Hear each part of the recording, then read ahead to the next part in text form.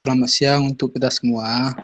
Kami dari kelompok 1 akan mempresentasikan hasil diskusi kami mengenai buku yang ditulis oleh Hayden White, yaitu tentang peristiwa sejarah.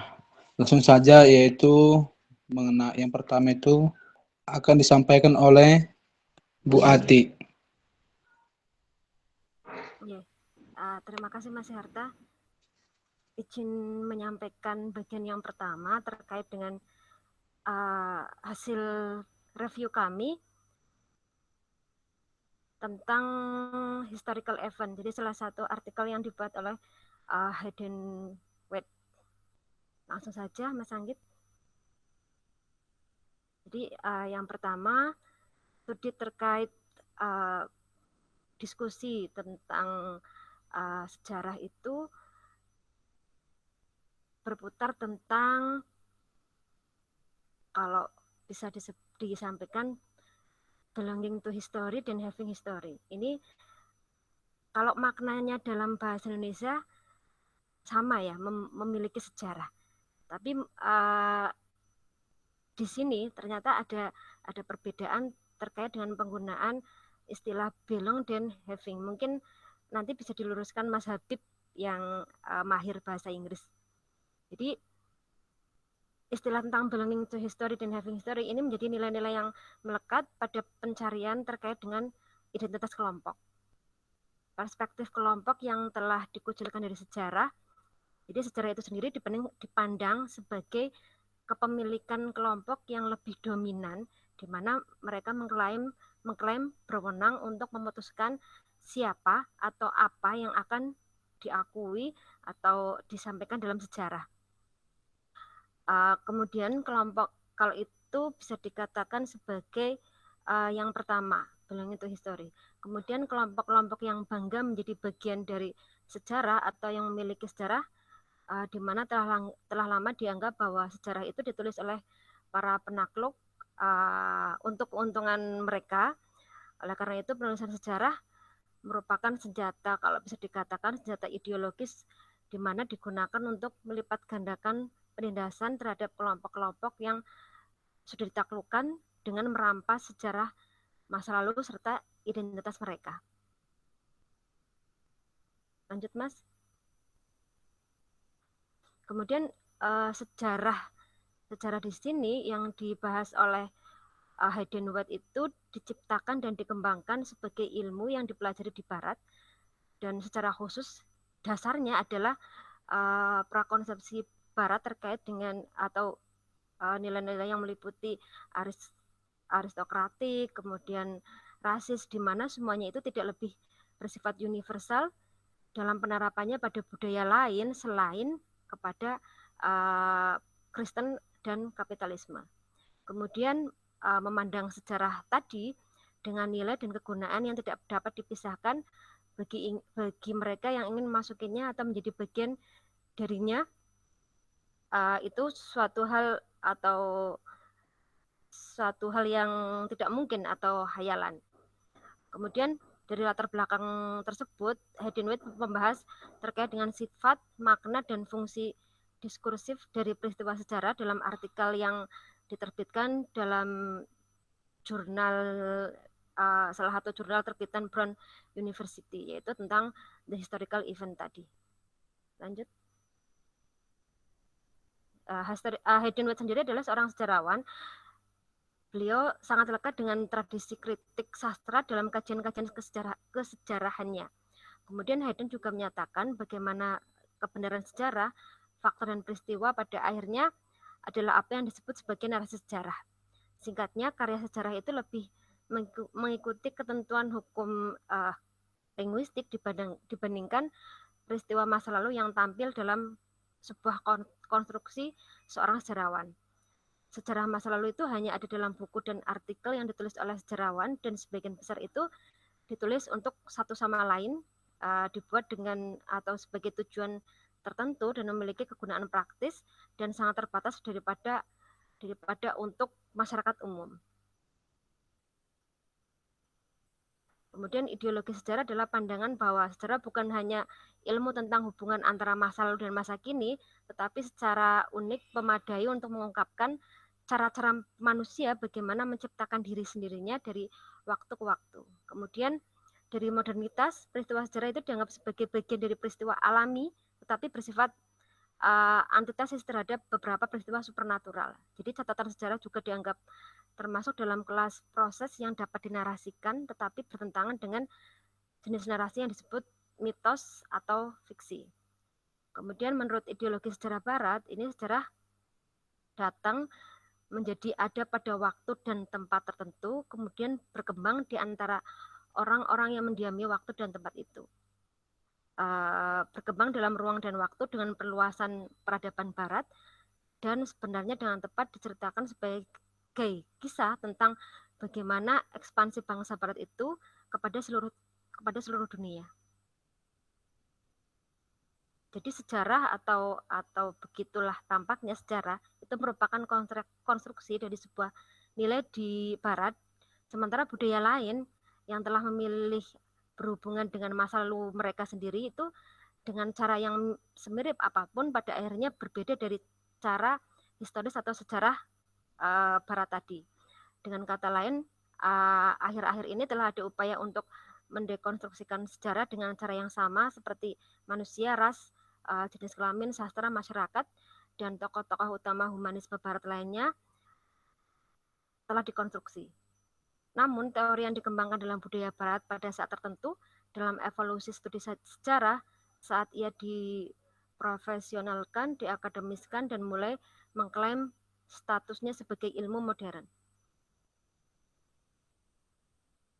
Sebelum saat ini dalam perkembangannya, komposisi historiografi itu diperlukan sebagai aktivitas yang sangat wajar yang dapat dipraktekkan oleh siapa saja yang memiliki huruf atau yang memiliki kuasa terkait dengan historiografi. Dalam sejarah, setiap peristiwa yang dilaporkan dalam bentuk apapun, alami atau ajaib, seperti peristiwa yang dianggap ajaib itu harus diperlakukan sebagai fakta yang mempunyai potensi karena mengesampingkan setiap peristiwa yang dilaporkan sebagai hal yang tidak mungkin, di mana sebelum penyelidikan bukti terjadinya akan melanggar prinsip empiris yang mengatur penyelidikan sejarah. Kemudian terkait peristiwa dan fakta, jadi White menyampaikan fakta adalah peristiwa di bawah deskripsi, di mana deskripsi ini dapat dipahami sebagai terdiri dari daftar atribut yang jelas dari peristiwa tersebut, atau dideskripsikan di mana suatu peristiwa ditetapkan ke jenis yang tepat dan biasanya diberi nama yang tepat. Suatu peristiwa tidak bisa masuk ke dalam sejarah sampai ia ditetapkan sebagai fakta, dari mana dapat disimpulkan peristiwa terjadi, maka fakta ditetapkan. Fakta dapat ditafsirkan sebagai kejadian dalam pidato atau tulisan, dan dalam pengertian ini dipahami sebagai peristiwa. Peristiwa sejarah dan membedakan sejarah dari jenis peristiwa lainnya, yaitu peristiwa yang semu, peristiwa yang tidak ada, supernatural, imajiner, ilusi, dan sebagainya. Dan sejarawan pada umumnya memiliki aturan yang baik atau setidaknya mencoba dan dipercaya untuk menentukan bagaimana peristiwa itu harus ditetapkan sebagai fakta atau ditetapkan sebagai hal yang benar-benar terjadi daripada yang hanya tampak telah terjadi atau dilaporkan secara salah sebagai yang telah terjadi. Dan tidak ada satupun dari prosedur tersebut yang bersifat ilmiah. Peristiwa itu sendiri tidak terjadi atau berdiri sendiri. Kemudian yang menjadi pertanyaan adalah sifat dari peristiwa tersebut, kebaruan relatifnya, kemudian cakupannya, intensitasnya, dampaknya, dan maknanya atau apa yang diungkapkan tentang masyarakat di mana peristiwa itu terjadi.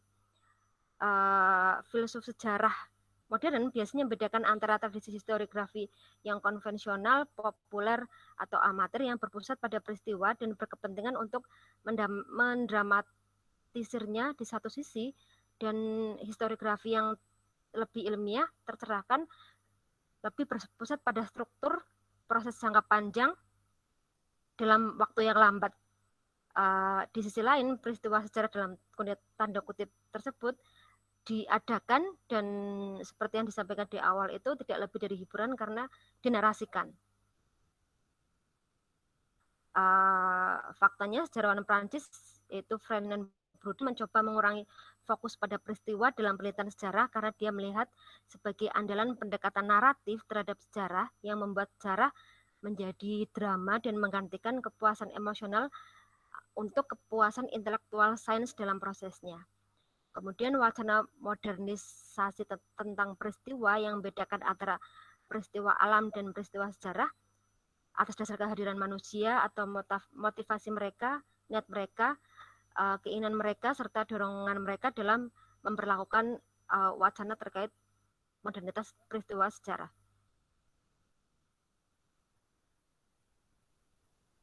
Ini sepertinya akan dilanjutkan oleh Mas Anggit. Monggo, Mas Anggit, saya persilahkan. Terima kasih Bu Ati. Bismillahirrahmanirrahim. Assalamualaikum warahmatullahi wabarakatuh. Di sini saya mau melanjutkan mengenai review dari salah satu karya Hayden White mengenai peristiwa sejarah. Mohon maaf apabila ada yang mungkin belum jelas dari penyampaian saya karena ini translatean juga ya. Jadi ya kita diskusi bareng-bareng.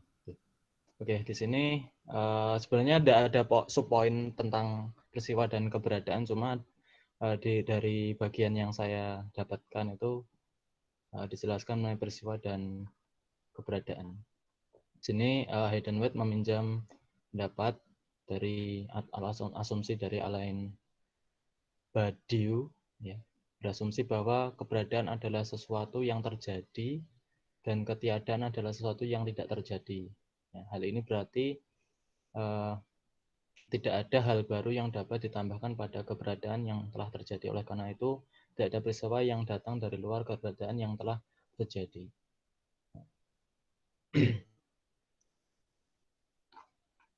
Jadi peristiwa dipahami sebagai suatu hal yang terjadi sepanjang waktu bagi seorang pengamat atau pencatat kejadian di kehidupan nyata. Dan ini dapat diartikan sebagai sebuah peristiwa, tetapi ia akan memiliki sadaran daripada dunia luarnya. Dan Badiou berpikir bahwa peristiwa tampaknya terjadi karena ada perbedaan antara keberadaan di satu sisi dan pengetahuan tentang keberadaan. Badiou berpendapat sedikit pengetahuan baru hanya tampaknya baru, seperti yang dibayangkan peristiwa adalah seperti kesadaran secara tiba-tiba.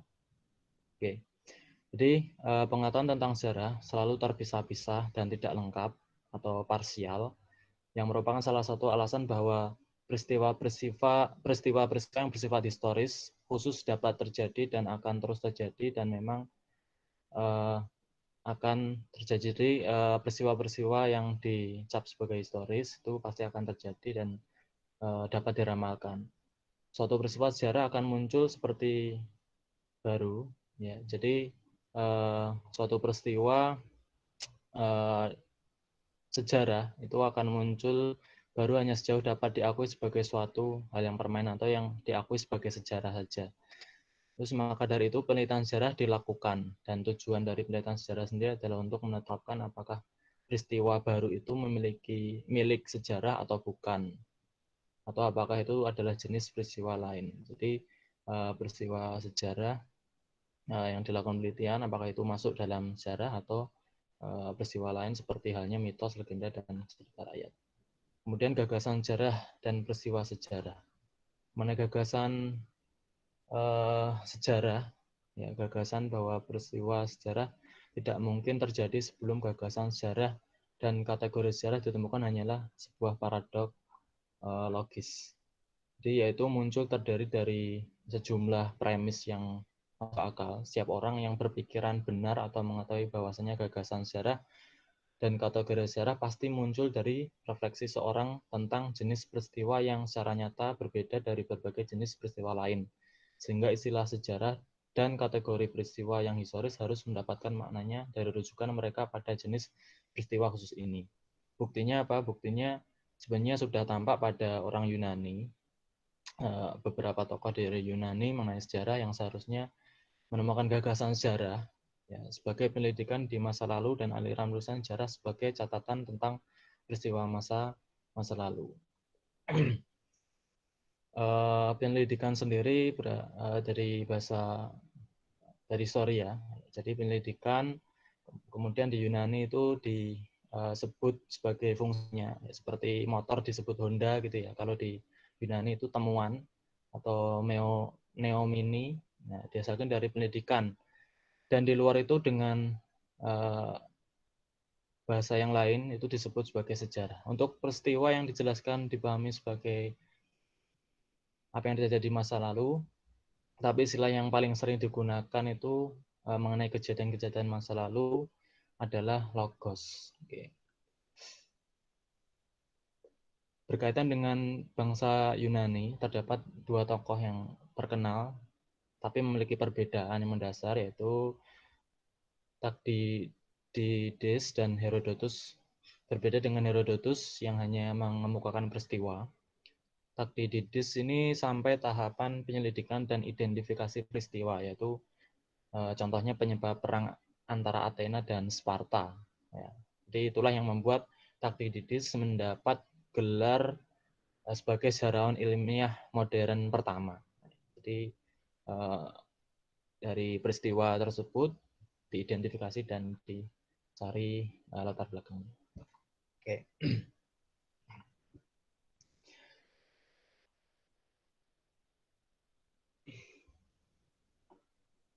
Kata sejarah dikembali lagi kepada orang Romawi untuk memberikan kata historia yang berarti arti utamanya yaitu dari dongeng atau cerita yang dipahami dengan tepat untuk membawakan serangkaian peristiwa menjadi sejarah sebagai dasar untuk gagasan peristiwa sejarah bagi peristiwa yang nyata atau benar adanya seperti itu.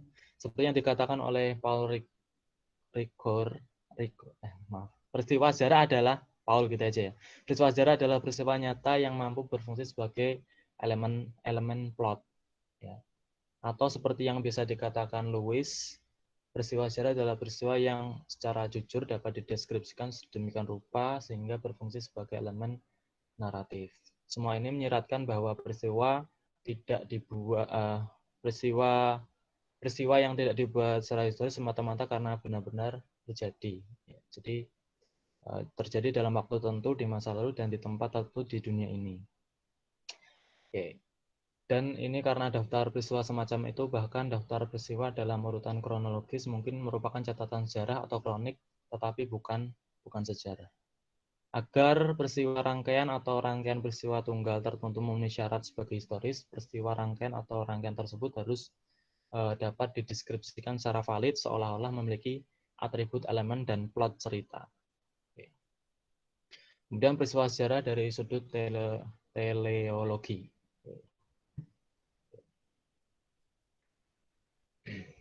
Jadi jadi peristiwa sejarah itu berkaitan dengan teologi.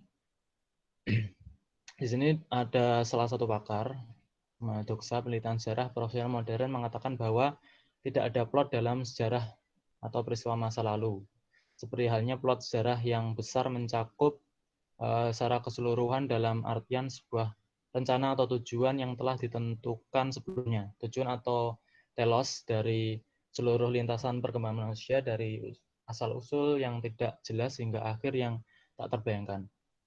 Keberatan umum terhadap narasi utama tersebut adalah bahwa narasi tersebut mewakili semacam pemikiran teleologis yang harus diatasi agar ilmu pengetahuan modern dapat terbentuk. Tidak mungkin ada teleologis dalam sejarah pengakuannya. Dalam arti umum, teologi ini merupakan sebuah studi filosofis mengenai bukti perencanaan fungsi atau tujuan di dalam maupun dalam sejarah.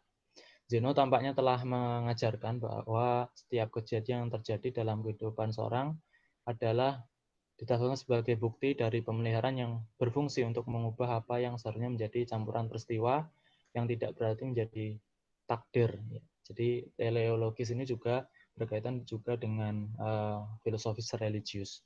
mencari antonim dari peristiwa tentang peristiwa sejarah dengan menempatkannya dalam matriks kotak hermeneutik Aristoteles. Jika peristiwa diperlakukan sebagai sebuah konsep, maka justru karena itu adalah konsep, ia harus memiliki istilah yang berlawanan atau antitesis yang memberi tahu apa yang akan menjadi kontradiktifnya.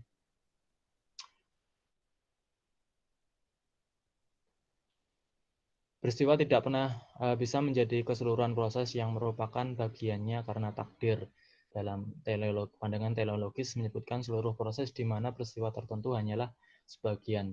Heidegger berbicara sejarah sebagai suatu perjalanan, berkelok-kelok, melayang-layang dan meluncur, atau perjalanan yang selalu berakhir pendek dari suatu tujuan. Dari sudut pandang ontologis, yaitu setiap peristiwa adalah suatu hal yang memerlukan dan tantangan, memerlukan bagi kelengkapan struktur dan tantangan terhadap kekuatan struktur untuk memberi makna pada segala sesuatu yang terjadi.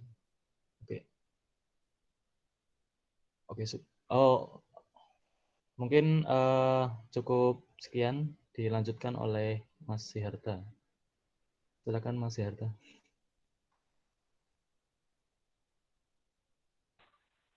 Oke, terima kasih Mas Anggit. Langsung saja Mas yang di bagian peristiwa sejarah dalam modernisme. Ya, selanjutnya mengenai pemahaman sejarah bagi orang-orang aliran modernisme itu, mereka memulihkan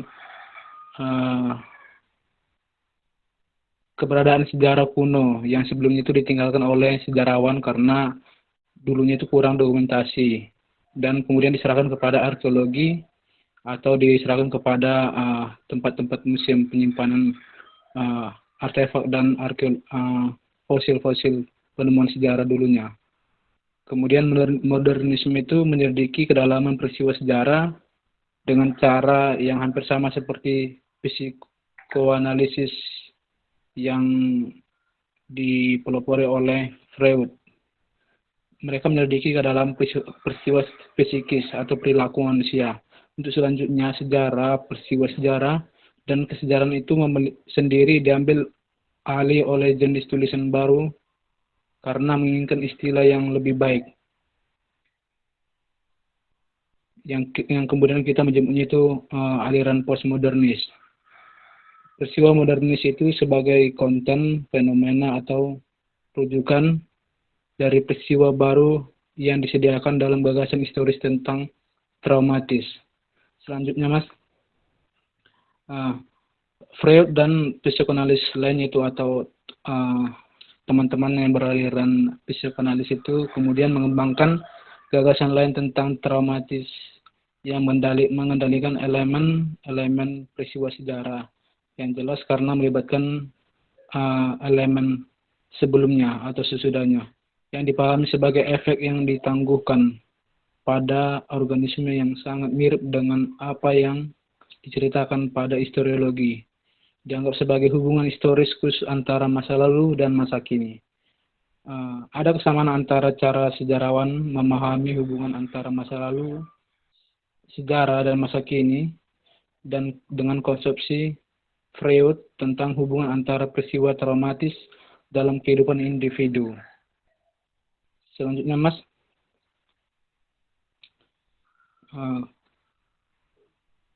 kejadian bersejarah akan dikenali dengan kemunculan ganda atau yang pertama itu disebut sebagai isyarat dan kemungkinan makna, dan yang keduanya itu sebagai eksplorasi, mengisi apa yang hanya tersirat atau menggunakan istilah psikologis di peristiwa sebelumnya. Selanjutnya itu Freud meminjam mitos atau gagasan kontemporer tentang sejarah sebagai model bagaimana mengkonseptualisasikan hubungan antara masa lalu, masa kini dari setiap orang, antara bangsa atau negara tertentu, atau kelompok manapun untuk mengkonseptualisasikan jenis hubungan antara masa kini dan masa lalu yang ingin disebut traumatis. Dari sudut pandang psikis, peristiwa traumatis yang melekat yang akan menjadi peristiwa dengan kekuatan kekerasan yang cukup untuk mengancam kehancuran kehidupan. Baik, itu saja pemaparan dari kelompok kami.